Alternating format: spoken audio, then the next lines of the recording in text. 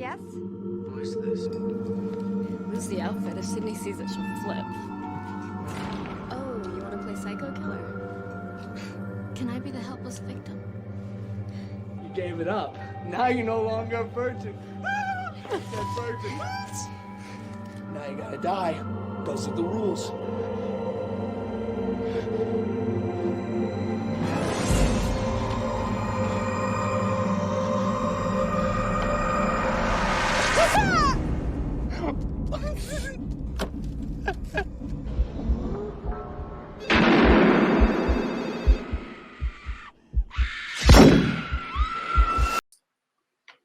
Hello, everyone. Welcome to a very special episode of Louder Pop Culture Podcast. This is titled Screamathon. We are going to be reviewing every Scream movie in the franchise, starting with Scream from 1996, leading all the way up to the new movie as it gets released on January 14th in cinemas, which me and Alan will be reviewing for our episode as well. So, as you know, I am your host, Tomye West. I wasn't really Ghostface, just in case you weren't sure about that one. With my co-host, Alan. And so without further ado, we'll just get straight into it because we already know how we're going. We already don't need to do this back and forth bullshit. Let's just get right down to the topic, and that is Scream 1996. So before we kind of run through some of the stuff in the film, what did you think? It was good. I haven't watched that movie in years, and I forgot how much I enjoyed it. It's especially after some of the things we were talking about, like the little things, which we'll obviously go more into. Yep. It was a good time. Scary that it was so old as well, though. Like I think I was saying to you off podcast, it was like it's older now than the old horror movies I was watching when I was a young teenager. Yeah, it's crazy, man. I still remember my mum coming home from the cinema when it came out in 1996 after seeing it and saying that was one of the scariest movies I've seen ever. And I think it was just because of the first scene, which we'll come into shortly, which I have to agree is out of the whole series as a whole is probably the most intense thing that they've done and the most sort of like adrenaline pumping thing they've sort of done. The build up from the start to there is just crazy. So, I really like it. It's hard because I don't know if it's my favorite in the series, which, we're not going to talk about the others today. We'll get to those next when we're going to get to them. But I'd probably say it would probably be the top of it so far from memory. When was the first time you saw this movie and stuff? Would have been just before the second one came out. Yep. So, I can remember it was 96. I was 13, 14. So kind of it went under the radar when it first came out, and then the second one came out, which actually won on VHS. Oh, you won. Oh, well, I better see the first one then. You won it. Yeah. Yeah, it was on. Did I call it Triple M or something? It was like some competition, and won a VHS of Scream too. So you should be like, oh, I wanted the Rolls Royce, but VHS. But no, that's a cool little story, man. That you could add that in.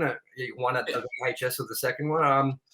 I actually saw the second one before this, and I remember seeing it at my auntie's, and my auntie and stuff was like, "It's too scary. You can't watch it and stuff." And then I watched it, and I was like, "Yeah, I guess because of my age." And I guess it's kind of scary, but it wasn't overbearing. It wasn't gory. It wasn't like stuff you'd have nightmares over. And every now and then, let's admit, Ghostface is kind of like silly anyway, you know what I mean? Like falling all over the place and shit, which we'll discuss why that happens and obviously when we get to it.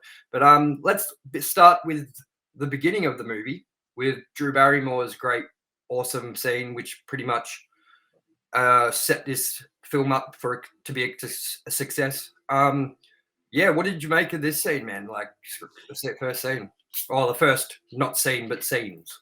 It was interesting watching it. And kind of the first interactions when they're talking about the murder towards the start as well, like the water fountain or whatever it is.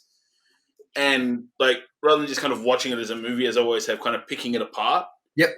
And kind of, I'd never thought why this was the first person to be killed, but it kind of, there's little things that make you go, huh. I think the main thing is to mess with Sydney's head, because it seems in one of the classes she's in, she usually sits next to this person, and this person's suddenly dead. There may be a bit of a wrenching for Stu, because they mention in passing that he used to date her for the jock. Exactly. Yes. Exactly. So one of the things that I noticed was really cool. You know the shot that it cuts to, where it cuts quickly outside, and you see the swing in the front tree out the front of Casey's house, Drew Barrymore's house. Yeah. You notice, take really close note in that scene. The trees are still, everything's still, and the swing's moving, which to me, and from what I looked up, that means that that's where they were sitting just before they started trying to get into the house. 1 second, hold on, mate. 1 sec. Barney, shut the fuck up, man. Fucking hell, bro. I'm going to come in there and shut those fucking curtains, mate. Asshole dog. I love him, but he's a fucking asshole. So, yeah. No, I feel it. I noticed that the swing's still moving, and when I looked up some info on the first scene, apparently that is what it's significant, like it kind of means, is that they were sitting there, Stu and Billy together, but see, it's kind of spoilers for the third one, because I don't know if you remember in the third one who the killer was and stuff, but he was the one that put these two up to it to begin with, to start the whole chain of events anyway. Yeah. So I don't know if he was there maybe too in, like, sort of, about to let, but we'll just, because of this, for the sake of this movie, we'll just say Billy and Stu were sitting out the front, obviously, on the swing. And what I really like about it, which I'm sure you can add to, is the fact that if you look up some videos and stuff on YouTube, you'll be able to see who is the killer at what point in this scene and stuff. And I think it's really interesting to rewatch it and take note of those things and go, oh, yeah. And I'd say my favorite shot out of this first opening sequence as well is when she's looking down the hallway and you see Ghostface run past the hallway really quickly. That's probably the ultimate shot for me in this whole opening sequence. I mean, what did you really like about this sequence, and what maybe didn't work for you? I liked, I think it was the disturbing element, I think, that would have really hit home for a lot of people that were watching it, was the parents coming home and then seeing the daughter grotesquely and kind of graphically gutted and emptied out. I think that was a very nice touch. That kind of, you don't see much else quite that confronting throughout the movies. Like a parents coming home and seeing their kid just gutted and going, "Oh, something's wrong. Something's on fire.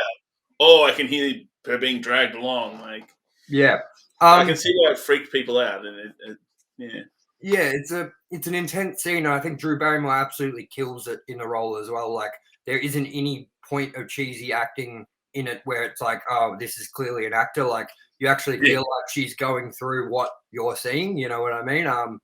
Even the line delivery of even that stupid line she says, which it's not stupid because she pulls it off so well, which is, he's big, he plays football, and he'll kick the shit out of you. Like, that line's really awesome. And if she didn't deliver it that way, it would have been really like, ooh, that's a bad line. You know what I mean?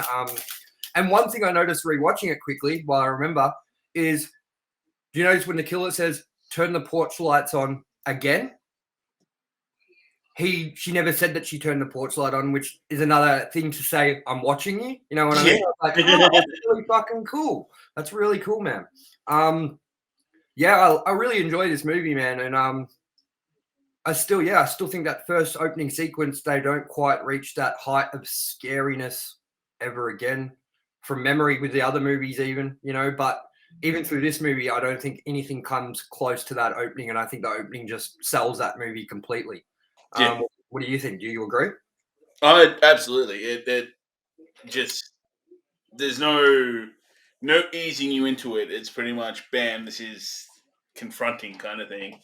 Exactly. I think for its time as well, these days people are kind of gory and confronting just for the sake of it almost in some horrors, but there wasn't a lot like that at this point in like 96, like where it was, Yeah, I feel like the early 2000s and stuff is kind of where that gore factor took off with things like Hostel, Saw, uh, Yeah, those sort of franchises, and they came a lot later than this too. So I'm not a big horror person, as I've said many times, but I find slasher movies very enjoyable.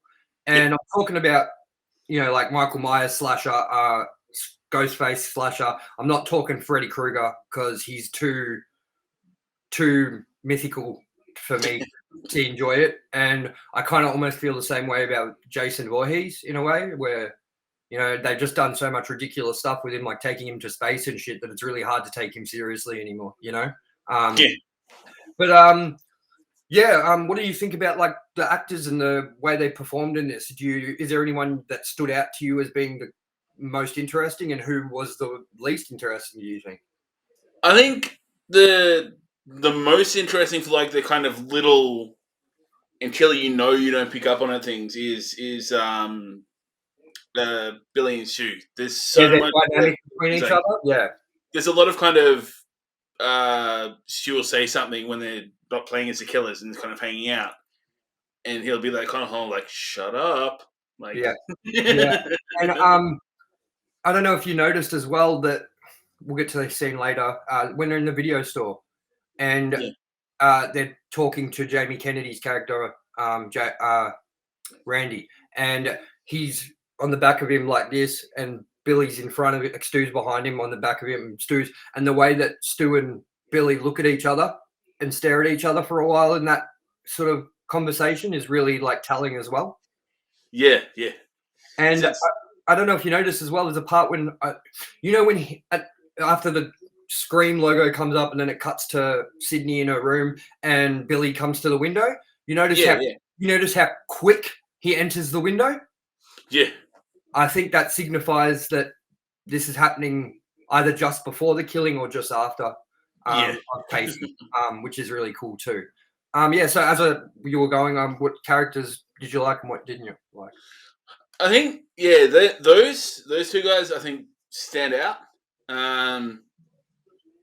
I don't think there's anyone I particularly dislike. I think Dewey can sometimes be a little irritating, but I think that's more just the character, like the.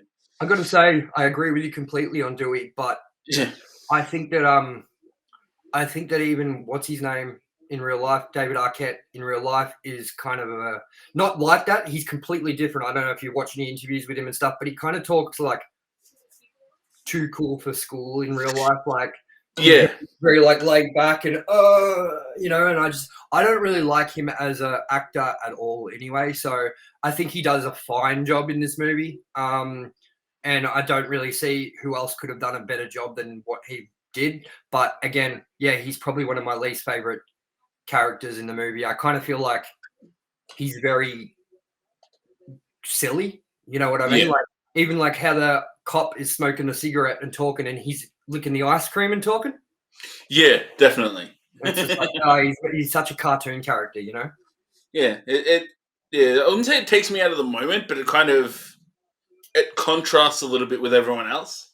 Yeah, and what I will say as well is, just quickly speaking on this while I was thinking of it, in that first scene, there's one shot I really don't like of Ghostface, and it's a cool shot, but it wasn't executed well, which is when you see Drew Barrymore running and Ghostface behind her, and he goes to grab her and stuff like that.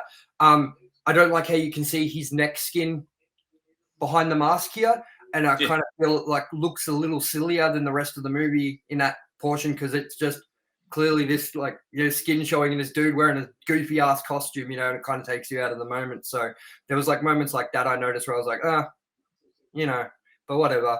And I mean, speaking on my favorite character, I'm just going to straight out say it was Stu. Stu makes this movie so fucking great. I love Matthew Lillard. I think he's a great actor. And I don't care what anyone says, Without a Paddle was a good movie too. And he was in that.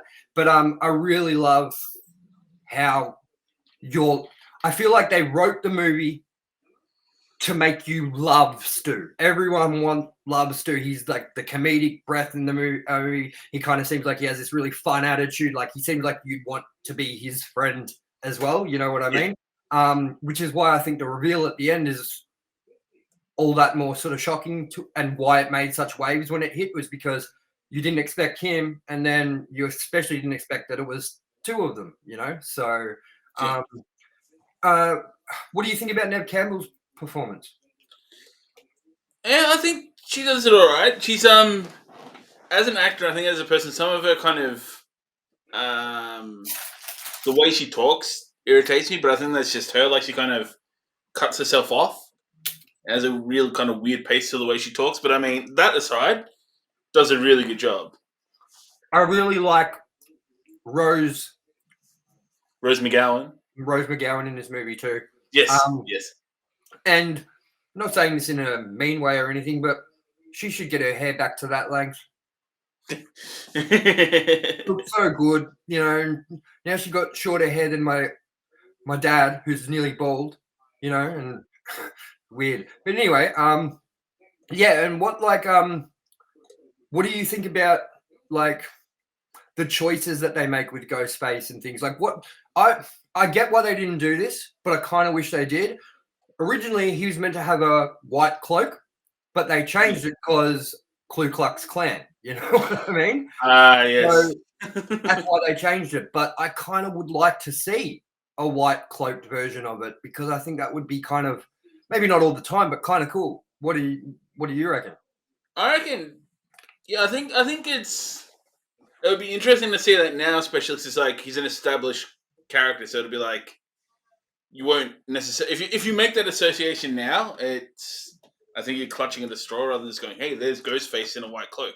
Exactly. So I reckon that would look cool, and I mean, especially in a scene say where there's been a particularly bloody kill or something, just having him a bit more bathed in blood and that. Yeah, that would be really cool, and that would be really cool. Yeah.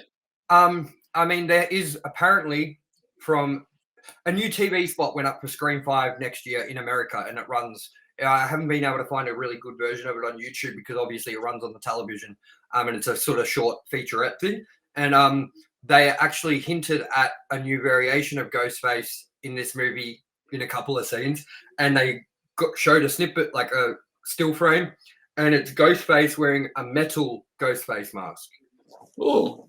So that's kind of interesting, I think. I don't know how that plays into the movie because from what we've seen in trailers and stuff, we've only seen Ghostface as he is behind me. So I don't know how I feel about him having a metal mask. I don't know if they're trying to do like a Jason X Super Saiyan. You know? But and also, how would you rank Ghostface in the scheme of like killers from movies? Like, I mean, if you're gonna put them in a rank, it's Michael Myers, Freddy Krueger, Jason Voorhees, Ghostface, and I guess something like maybe Candyman or whatever. You know what I mean? Yeah. Like, what do you think of the overall design of Ghostface? And I mean, where would you rank it compared to the others? I think he's a lot more grounded than most. But I think for his time, like if you like think of all the other like I Know What You Did Last Summer and everything like that, you don't really think about it. I think he's for his time the best. But I'll probably put him third or fourth, like below Michael Myers, Voorhees, and Freddy. I reckon he'll come in at fourth there. Others have good moments, but I think yeah, top four definitely. Yeah, well, I actually think it's cool. I think he's probably got. He's not. I don't think he's the coolest character in terms of scariness, but I think in design, it is probably the coolest looking out of all of them. I think it's cooler than Michael Myers' mask because he's very basic and plain. I don't think Freddy Krueger you can really compare just because he's meant to be skin, not a mask. You know what I mean? Yeah. Jason Voorhees just has a hockey mask on. So I don't know. I think his is the most imaginative. And interesting fact on how they discovered that mask, they were location scouting for the movie, and they were in a house that they were going to shoot in, and they walked into the bedroom, and that mask was hanging on the bed frame, like on the post. And Wes Craven was like, "What's that?" And they were like, "Oh, it's just a mask we got from somewhere." And he's like, "Can we borrow that?" And he did test screens with it and loved it. And he didn't know who made it, so they had to remake the face with slight changes so that they wouldn't infringe on copyright laws. And what they did was Wes didn't like any of the masks that the team remade. So without permission, Wes was like, fuck it, and just shot scenes with the mask from the house. And they found out that it was made by a company called Fun World or something, who have a little theme shitty park in some state in America. And they rang and said, eventually they rang them to get permission and said, can we use the mask? And they were like, yeah, some shitty movie, we don't care, it's not a big deal. Now they're worth billions of dollars because of how much money they make from the ghost face mask. So that's a pretty lucky business opportunity that managed to come up with people, definitely. And yeah, like, what were some of the like things that you tried to take notice, like that you did notice this time, like that stood out to you that you wouldn't have noticed before because you weren't trying to dissect everything that you were seeing? Interaction, I think, and the way that they're killing as well. Like, there's probably only one kill where I'm on the fence, of who it was. I think it's the same kill that I might be with, which is the school in the bathroom. Yes. Is that the one? I think that see it from the aspect, like from the examining point of it. I looked into this kill, and everyone seems to think it's a real killer. And I think it must have been one of the dudes that were running around the school wearing the costume, like you see later on in the movie. So, or around that point in the movie, actually. So I don't know if that was actually meant to be the killer still, or if that was meant to be someone trying to scare Sydney at that school, because it seems really far-fetched to me that this guy snuck into the school, or one of the, Billy or Stu snuck in wearing this costume, hid in the toilet, knowing when she was going to go in there and all this stuff. Like, I almost feel like it has to have not been one of them. I wasn't sure either. So, but you definitely can tell with how they treat every scene Ghostface is in, who is behind the mask. It's really interesting that the more sloppy and mistakes that happen, it's Stu. And the more planned and calculated, and the more sort of like seriousness of Ghostface is all Billy. And I think that's really well done, because that would have been all direction from Wes Craven. Apparently Wes Craven makes sure that every choice he makes, there's a reason to it. So if you see something, you notice it definitely wasn't by mistake. That was the intention. And I think that's a really cool thing that he managed to do, was not just make it a whodunit, but also work out that it was going to be two people, the way they deflect it, you're not sure if it's them or not, and then the way he managed to incorporate the two personalities to be able to mesh into the one killer sort of through the movie, that you think it's going to be one and then it becomes two. I think that was really intelligently done, and I kind of didn't respect that level of pickiness or like level of like direction until I looked into it a little bit more. What do you think of how Wes Craven directed it and the vision how do you think the movie came out at the end completed? Do you think it came out, do you reckon that could have been any better, or do you reckon that they kind of nailed it the way they got it? I think it was pretty nailed, and especially when you think of all the tiny little things, it's the eye to detail there is just remarkable. And it's the kind of thing that's like, once you know it's there, it really changes the aspect of it. And it's like, it's cool, man. It's really cool. And I think what separates Ghostface from anybody else in serial killer movies or slasher movies is the fact that it's always a different person in every movie or whatever, and you actually are trying to guess who's behind the mask through the movie, rather than Michael Myers, where it's like, you're not going to know who it is. You're not going to see him anyway, probably, and you're just bracing yourself for the next kill. Whereas I feel this has the mystery element and the, I wonder who it is element. And that kind of thing. Yeah, it kind of makes it a lot more of a, not just a scary movie, but a fun ride to go on too, because you're like trying to guess who it is the entire time. And what did you think about the big reveal at the end and how they delivered it? And do you like the way Billy and Stu were acting then at the end of the movie compared to how they acted earlier? Because my only critique about that scene is that I feel like Stu went to this whole other level of crazy, but it was normal at that party. Seeing him at the couch talking about when do we get to see Jamie's her breasts, you know, and to be normal, and then suddenly he's just like this fucking nutbag. So I kind of feel like maybe it went a little bit over the top at points in that scene, but overall it was really interesting and fun to watch. Would you agree? One of my favorite lines in the movie is when he has that realization moment, and he's kind of his crazy's dialed down a little bit, and he's like, "Did you really call the police? My mom's gonna be so mad at me." It's like one of my favorite lines in the movie, as well as another line from Stu when they're in the video shop, and Randy goes, "Do you think Sydney will go out with me?" And he goes, "Oh, no, I don't." So yeah, like, tell me some of your other favorite parts of like the movie, because I've got a few parts that I really like in it. The doggy door, Tatum in the doggy door. I think that's my favorite kill. Maybe one of my favorite kills in the movie, the series. Like, it's just, it's good. I like it. It's inventive. And I really like. Ones are cool. No, you go. The other ones are kind of just you stand it kind of. Well, they're good that you kind of stab, strangle, dead. Whereas that one was a bit different. Yeah. I really like the bit when Gail in the car, the van or the car, and then Ghostface holds the keys up at the window and dangles the keys, like, you know, you're fucked now kind of thing. I like those little elements, and I feel like those elements were definitely Billy. Definitely, yes. And the whole you know what I mean? Billy feels like he's the creep that would have dangled the keys staring at you, you know? Yeah. And with Tatum, how he cuts her arm and kind of tortures her.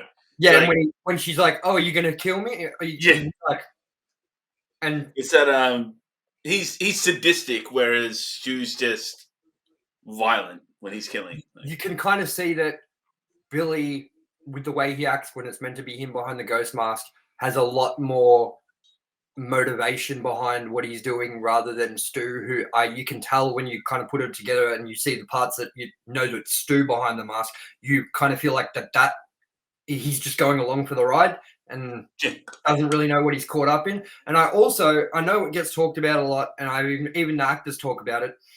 Do you think that there was some sexual chemistry with Stu and towards Billy, at least? Maybe not Billy towards Stu, but Stu towards Billy. I almost feel like he was in love with Billy, with the way he's kind of like just going along with him and obsessed with Billy and going to do whatever he wants for Billy, and the way he's like always touching him and shit, you know, like, and I don't know. What do you think about that? Because of course we're not discriminative here. We don't mind what your sexual preference is. So we're not discussing this in a way that's meant to be, you know, insulting to anybody. I just think it's an interesting aspect to touch on, if that was maybe something of a motivation for Stu. What do you reckon? I reckon there is. There's a very deep beyond a man crush, I think, going on there. There's a bit of infatuation. Yeah, I really feel like that's what it was trying to, like, I don't think Wes Craven's ever confirmed those thoughts, or that I was watching a panel with Matthew Lillard and the guy who plays Billy. I can't remember his Skeet Ulrich. I was watching a panel with them, and even Matthew Lillard says Billy and Stu are gay as, man. And he's like, not that there's anything wrong with it. They're just gay as, man. So, like, I don't know. I think that's a kind of the motivation that I could see that makes the most sense for Stu, because for me, it felt like Stu wasn't the sort of dude that was like craving fame, glory, all that sort of stuff. Even though he says, you know, that's what he's doing it for, I feel like his actual motivation was because he was infatuated with Billy and wanted to do whatever to please Billy, and yeah, was kind of drug into it. You know what I mean? Like, and I feel like that you can get that from the movie when you do see Stu be like, my mum and dad are going to be so mad at me, because you can tell that he knew what he was doing was completely wrong. Yeah. The motivation for him wasn't there. And he kind of got suckered into it, I think, towards at the end. Yeah, there's a very old married couple vibe in that end sequence as well, when they're kind of yelling at each other, and he's like, You threw the phone at me, and Interesting trivia about that line. That line was all on the spot, and him throwing the phone, he wasn't supposed to hit him with the phone. And during the filming, he accidentally threw the phone at him as he was doing it. So Matthew Lillard turned around and said, "Oh, you fucking hit me with the phone, dick!" But that was all on the spot. Like, that was all made up on the spot. He said that was completely improv. And that line on the phone with him, like, "My mum and dad are going to be so mad at me," or whatever, that was improv as well. And apparently he said a bunch of different things, and they just picked the one that they wanted to use. So I think Matthew Lillard's kind of like a secret genius in this movie, because a lot of the stuff he did was on the spot. Yeah. It's funny how often in a lot of movies you see that, and it's like some of the best moments are just completely improvised. Yeah, and you know the part when Ghostface is chasing Sydney up the stairs, and she puts the cupboard to lock her door, and he's trying to get in like that, and then he disappears, and then Billy comes to the window again. Yeah. I don't know if you noticed how quick Billy again comes to the window, but it was very obvious that was just him then trying to get through the door, ran back downstairs, threw the robe off, and came straight to the window and ducked in like it was not him. You know what I mean? There's like all these little subtle like moves that you can, if you take enough notice of, you're like, and I feel like that if you took a lot of notice like we did this time, even watching it your first time, there are things that that might give away the ending to you. But people got to understand, when this movie came out, nothing like this had ever really been done, which is why it was such a success. And I think that no one really paid that close attention to how quickly someone enters a scene, or how they're playing that scene off and stuff like that.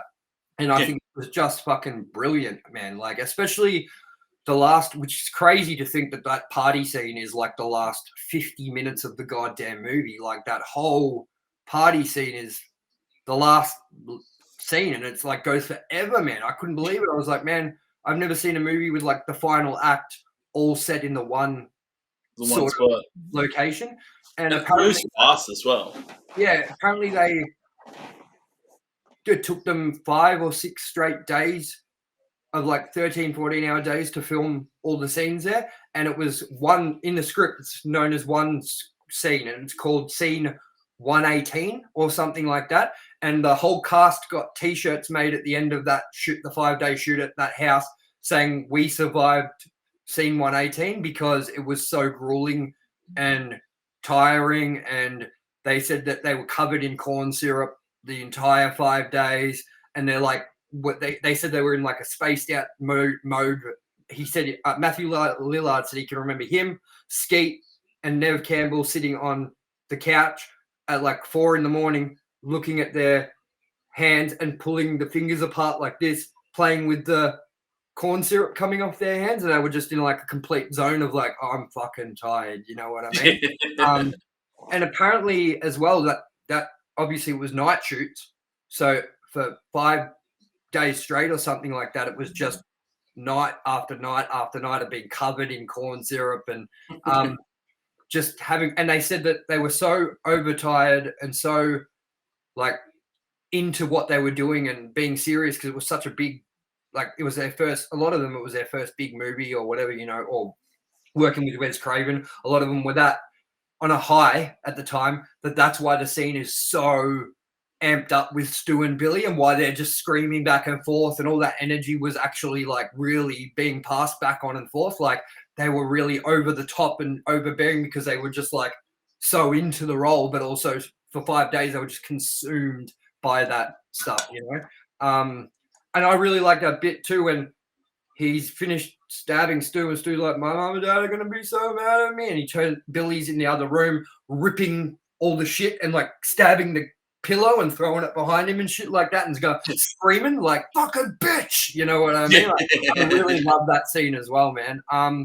What do you think of Jamie Kennedy as Randy in it? Yeah. Oh, and another thing as well.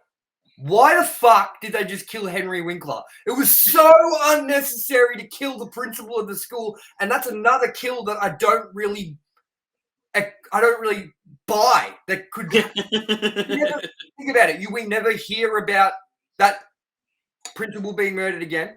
It never comes back up. Oh wait, it does actually, doesn't it? Because they're like, oh, the principal's hanging down at the Oval, so it does come back. Okay, so I'll retract that bit. But still, killing him in the office like that, I just felt like it was like, man, you went to high school and shit. Could you stood in the fucking office of your principal's office, stabbed him so he screams audibly loud, and then walked out and gotten away with it? I don't think so. Oh, man. That was kind of a bit far of a stretch too. But yeah, what did you think about Jamie Kennedy, and maybe even what did you think about Henry Winkler? Henry Winkler, I liked. I think he's one of my most upsetting people to see die. Like, you don't want to see the Fonz get stabbed. You definitely don't, man. And I feel like he was the kind of guy that you wouldn't want anything bad to happen, because he was like cared a lot for what was going on, and the guy that was running around in the costume, he's like, "You're silly, you're stupid, you can't believe you did this, you're expelled." You know what I mean? You're like, "Oh, this guy's got his like students back," and that's really nice, And then that kill just seems really out of place and kind of really out of nowhere. But yeah, I really like Jamie Kennedy in this role. I kind of think that out of Jamie Kennedy's massive backlog of films, it's not very big, I don't think. I feel like it's definitely his breakout role, and I don't think he'll ever top that role, or I don't think he's going to have as big a career ever again as anything else, I don't even know what he's doing now, to be honest. Yeah, I don't really recall him in much apart from Scream, and Scream 2, obviously. Do you remember the movie Malibu's Most Wanted? Yes. He was in that as well. Yeah. Terrible movie. Fucking terrible movie. But yeah, I think he's really funny, man. And he plays the film school. One second. He plays the film school nerd really well, like the guy that's obsessed with films and stuff like that. Like, I went to film school, and I know people like Randy from film school. So I think that they nailed that sort of his character's aspect a lot, like being so into movies and understanding the logic behind them and stuff. What do you think about all that? I think he did the gig trying to fit in really well as well. Like, he kind of he was awkward and crossed the line sometimes, but was also like the good guy kind of thing. Yeah, he's kind of like the lovable idiot that just he's like the what do you call it? Never makes it to the end zone friend. So he's always like like the friend that no one. He loves. He probably has fallen in love with many girls like Sydney throughout his life as this character, and has always been the funny friend zone guy. You know what I mean? Like, so I really like that bit too when he's like, "Did you cut her liver out and put it in a mailbox?" Or whatever, saying that line and shit. I do kind of feel like that the rules to surviving a horror movie, and like how much knowledge of film comes into it, like horror movies that comes into it from Randy and stuff like that, does feel a little overbearing sometimes. I feel like we don't need to reference every scary movie and make sure that if you sleep with someone, you're gonna die, or I know that they kind of break the mold at the end with Sydney just sleeping with Billy, and then she still doesn't die, so the rules don't really apply. But I do feel like they kind of hammered that stuff a little bit in too much. And would you agree with that? Definitely, especially like they kind of go to it. Then one of the next things is Courtney Cox, Gail, saying, "I'll be right back." It's like, and I don't like the way her name is Gail Weathers. Yeah. It's very silly. But the only thing I like about it is she also kind of makes a reference of how stupid that name is in the movie as well. Like, it sounds like I'm a reporter, and it's like, it is terrible. And do you remember on Scary Movie that her name's Gail Hailstorm? Yeah. And that's another thing, man. This movie, I never took seriously Scream 1. I never took it seriously because I'd seen Scary Movie as well. And I was like, man, it's the exact same movie as Scary Movie. But so, like, for me, I always, when I thought of Scream, always immediately went to the scary movie as well. So I kind of never took these movies too seriously and stuff until recently when I mean, as you've seen, you saw the change in me happen because one episode I was like, yeah, I'm kind of excited for it, whatever.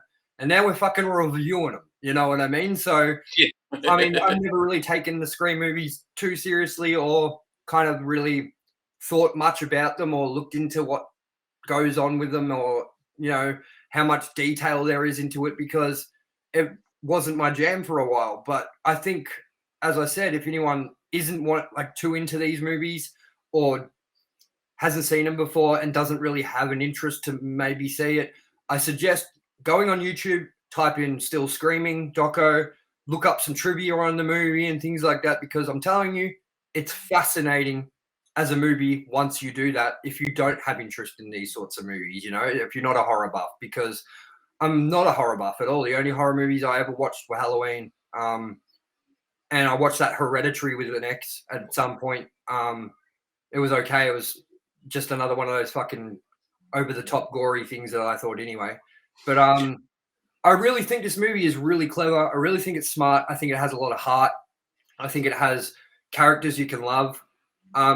I will say that my opinion on Neve Campbell is she's too, I know it's the character, I know it's the role, but she's too Miss Princess goodies for me. Like, I wouldn't milk in their mouth. Even the line when she's like, would you settle for a PG-13 relationship? And you're just like, no, bitch. You know what I mean? Like, I don't know, man. And that's another aspect too. I don't like how Billy's like, I was at home watching The Exorcist and I was thinking, you know, we started off with a hot and heavy, close to NC-17 rating, and now we've gone down to this, you know, and then she's like, well, would you settle for a PG-13 movie? That's the kind of thing I'm talking about with bringing in points from other movies and just slamming it down your throat. I mean, like, we just had the opening scene with Drew Barrymore as Casey having a guessing game on the horror movies. And then the next scene, he's like, I was at home watching The Exorcist. And you're like, it's just constant movie references. And I don't think it needed to have that element to it to make it fun. And we will talk about it later when we get to the other movies in the coming weeks. But I feel like it even gets more and more and more and more worse throughout up until at least, actually all the way through, I'm pretty sure. I feel like that whole aspect of the rules, other movies, the killers, all that stuff just comes into it too much. It kind of makes it feel like it's a movie, that stuff, you know, if they're referencing it so much and it to life imitates movies, which I wouldn't exactly say is true, then, you know, I just feel like it kind of disservices itself a little bit from being scary in points and more meta, I guess you'd say. Definitely. Cool, man. So, like, what else? Did you see anything else in trivia wise that you noticed for the first time or anything? That's most of it. The other thing, once again, with the killing methods, I picked up on that the strangling. Billy's a strangler, whereas Stu isn't. It's another one I picked up. Yeah, that's really cool, isn't it, man? How like every time that you see him kind of strangling, you know that's Billy, and also Stu obviously stabs with both hands. Billy stabs with one hand, and it's kind of, it makes sense that Stu would be like that and shit because he's like a klutz, so he's got to be dead on. Whereas, and also, isn't it that Billy likes to, or which one likes to like slit their necks first or whatever? I can't remember. One of them has like a preference of that too, isn't it? Like, I think it might be. I think it's Stu, isn't it? Yeah, he's more like the slice and dice, whereas Billy's more the stab. Yeah, exactly. I couldn't have seen anyone doing a better job in this role, like as Billy and Stu. And as much as Neve Campbell is too kind of goody two shoes for me, I really still think I couldn't picture it being anyone else. But, you know, I used to think Sydney was kind of boring as a character, but then comparing it to Jamie Lee Curtis as Laurie Strode in the original Halloween and Halloween 2, like, Sydney Prescott's a lot more bearable and fun to watch than what Jamie Lee was at the time, you know? Like, yeah. I feel like Jamie Lee's very boring in that first movie. Almost to like the point where it could have been any girl tacked. You know what I mean? So yeah, I really like Kenny, the camera dude. Yes, yeah, he's another one that you don't want to see die. You're like, oh. Yeah, exactly. And I really like who else was it in the movie that I really liked? I really liked fuck, I'm trying to think. First of all, what do you think about the fact that how do you think it went down with her dad?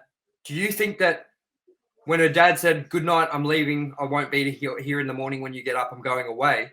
When he shut that door and went downstairs, do you think that's when Billy? Absolutely, I reckon that was when he was taken. She's wearing the exact same clothes.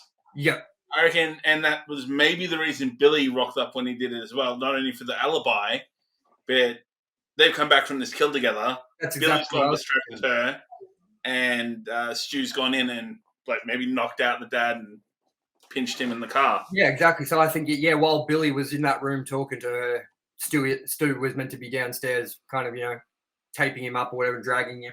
I think it's really cool, man, that like when you look at it and you try to tie up the events in time and everything like that, you're like, it really does work, except for the one bit in the movie which I think makes zero sense, which is how quickly they got Drew Barrymore hung up to the tree and gutted. Yeah. That was also, it's a comically long driveway that they have. Yeah. That seems like that car is driving from one suburb to another. It takes that, they're like up and around this bullshit fucking driveway, up and around and fucking, it just keeps going. It's like, how fucking long is this driveway? Like, and I think that it was really cool when their parents get home and she's like trying to run to them and she said like, and they're like too far away. But yeah, I feel like it's very convenient about how long that driveway was, and like that's obviously looking too hard into the movie as well. You don't really have to think about that sort of stuff. Except then again, when I think about them in the car driving up that driveway, I think of Scary Movie where he's getting the head job from his wife. He's like, "Don't stop," and they hit someone or whatever. Yeah. So, like, I don't know. Say out of 5 stars, what would you give this one? I'll give it. I reckon I'll give it probably a 4. It is. It's got some little things I don't like, but it's pretty perfect. I don't feel it drags on for very long too. I kind of feel like it doesn't outstay its welcome, which is really good because I remember this movie being a lot longer than it was. Like I was like a big portion of the middle of the movie I remember being like not that interested in, obviously because I didn't really have that much of a interest in the whole slasher thing till I looked into it a bit more, as I said everyone should do. So yeah, I mean, what do you think about that? I think it's well paced. Like the fact that I didn't actually even watching it last night, I didn't even notice that end scene was nearly half the movie kind of thing. Like it's.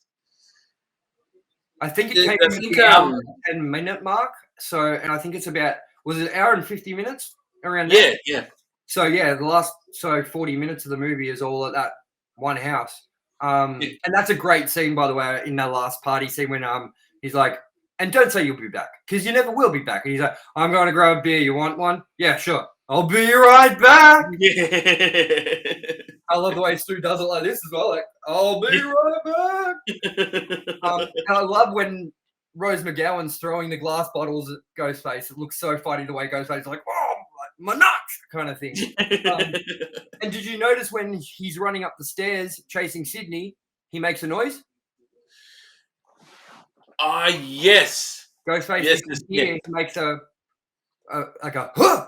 noise as he's like running up the stairs.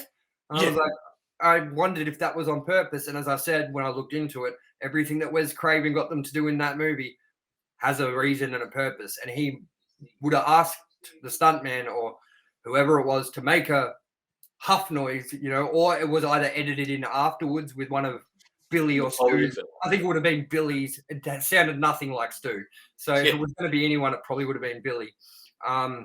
But yeah, I mean, I'd probably give it a 4 out of 5 because, as I said, while it's a great movie and we're reviewing it, I'm really into these movies at the moment. I don't love everything about this movie. I think it has a few things here and there that could be better. I think the movie thing needs to be taken down a little bit. And I also think that it hasn't, even though no one has a landline phone anymore and stuff, I do feel like it stood the test of time and doesn't feel like you're watching a dated movie, except for the way the cell phones and stuff look. Like back then, it was 1996, so having a cell phone was like rare, and also it was like extremely rich.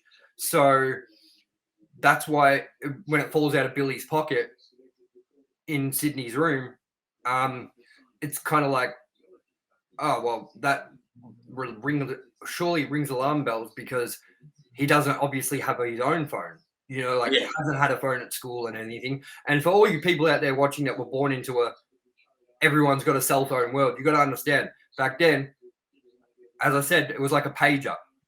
Yeah. Phones were expensive for the rich, for drug dealers, not for kids at high school. And nowadays, there's 11, 10-year-olds with phones at school, which is crazy. You know what I mean? But how do you think the movie's dated? Do you think it's kind of like stood the test of time, or do you think it is kind of... I think so. I think especially like when you look back at Halloween, I think Scream ages a lot better. Like, oh yeah. I think in 30 years' time, you could watch Scream and it would still have aged better than what the original Halloween did. Like, as you said, the only thing that would seem dated is just the fact of the technology at the time. Yeah. But, and also, I'd say some of the clothes are very 90s as well. Yeah, it's pretty much, when you look at in the classroom, they all have like the medium length Billy hair. Yeah. Yeah, that's a 90s boy band. Especially the clothes that Randy wears. Yeah. And even sometimes the pants and stuff that Stu are wearing are very 90s khaki, new metal-y sort of, you know what I mean? Like chinos and shit like that. Even though chinos are still in fashion now, it's just when you combine it with the era it was done and the technology and stuff, it does kind of add to the datedness, but it doesn't seem like it was made that long ago. You know what I mean? It really has stood the test of time, except the one piece of technology that ruins everything is when Sydney's on the computer at the start and she's typing, and it's one of those fucking black and white screen ones, and it's just little bits of white typing, you know. But has it made you like more excited to dig into the rest of the movies and see the new one and kind of get you back on the Scream train, or is it kind of after you've watched it, you're a bit more like, yeah, it's okay, but I'm not in a rush, you know? How do you feel about it? I'm very curious to look into the second one because remembering what I remember of it, I think I preferred that movie. And then thinking about the little things in it as well, I'm going to be interested to see how that plays out between. I'm not going to ruin anything for the second one. I'm not going to talk about too much of it, but you'll be very disappointed with how to find out who's behind the mask because apparently it's the majority of Mickey. So, but we'll get into that further on. And yeah, that's good. I wish we could talk about it now, obviously, because we're not going to. But Scream 2, I think there's going to be some interesting things to say about that, especially with how they make Mrs. Loomis and blah, blah, blah. And did you notice that as well? His name's Billy Loomis after Dr. Loomis in Halloween.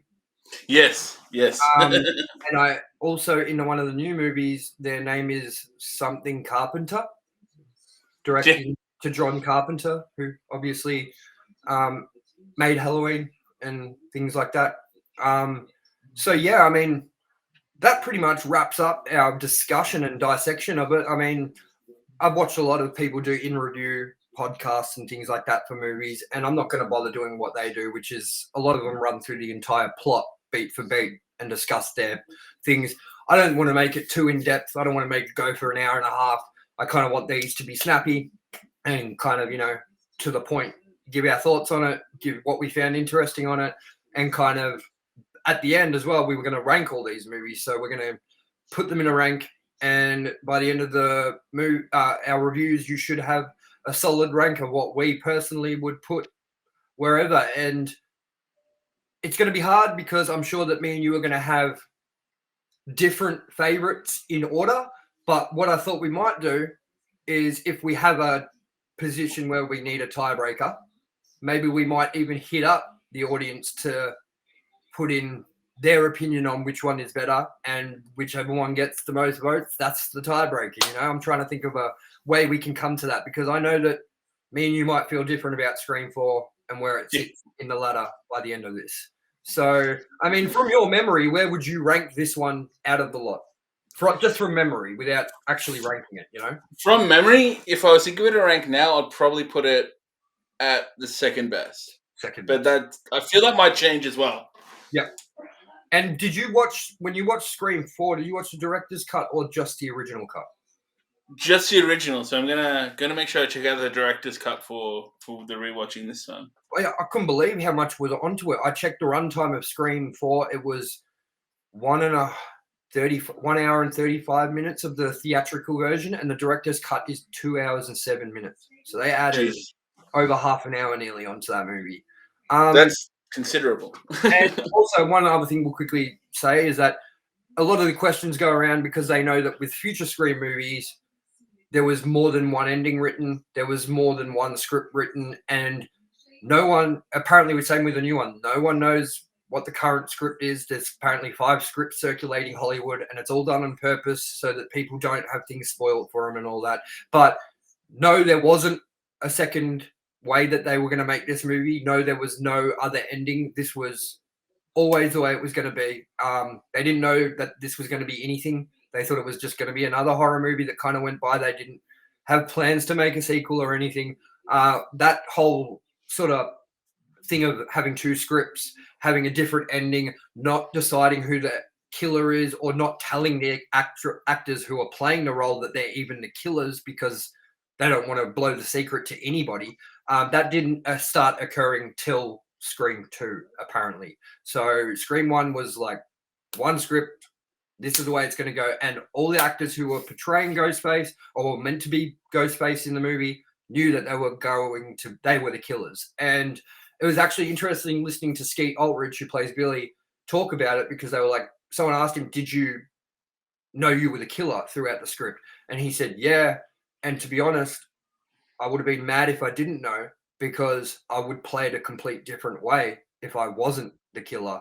He goes, I think that that's a mistake with the new Scream movies, is not letting the actors know, because those little hints between Stu and Billy would have never been possible if they had not known that they were the killers. You know what I mean? So that dynamic that me and you love so much, but from this movie of Billy and Stu being the killers and stuff, and the, you know, whodunit sort of aspect, would have never been half as interesting if they both didn't already know that that was how it was going to go down, you know? Yeah, cool, man. So I'd probably put this at, look, we're just going to rank it at number 1, obviously, for now, because we haven't reviewed any of the others, but I'm interested to see if I feel that way after we get through the others. Yeah. Cool, man. And before we go, there's one thing we're going to end on. If we get copyright struck for this, like we did on the last episode, I'm going to be super fucking pissed off. But you know what? Fuck it. I actually spoke to these people. So we're going to show you something and we'll see what you think. 1 second. We're going to end on this. So I hope everyone likes it. 1 second. Fucking Google Chrome, I tell you what, mate. So we need this in a new window. And then we need to go share screen, window. Okay. Let's do this. Thank you for watching, everyone. And enjoy the last little bit. Today, we're out here. You know what? Fucking commercials, man. I have YouTube Premium. Sunbite sneaking in their advertisements. Sydney, I've been suffering, 'cause after all these years your mom's achieved. Now it's over for Marie. I slayed that night, chose to kill her. I hadn't done much killing. Hello, do you fear me? I'm in California speaking now. It's only me. Do your number, Sydney. I've forgotten how it hit the floor. My phone fell at your feet. There's no long distance between us, just a million times. Hello from the other line. You must have run 1,000 times to tell you I'm worried for everything that should come. And when I call you, always seem to be home. Hello from the phone line. At least you picked it up this time.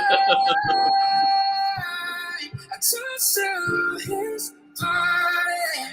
We're killed from the start. The blood is spattering.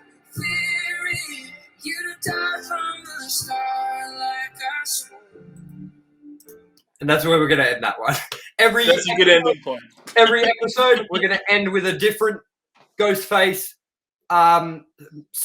So just something different. Anyways, thanks for watching, guys, and we appreciate you. And stay tuned for our next episode of our regular episode of Loud Pop Culture Podcast, as well as our next review of Scream in our Screamathons for Scream 2 next week. So you're going to have 2 episodes each week for the next 4 at least. And then we're probably going to do a giant extravaganza episode for 1 with the final movie coming out at cinemas, where we'll include our review in our normal episode. So, yeah, we hope you enjoyed checking us out, and we will see you all for our next Screamathon. Thanks, guys.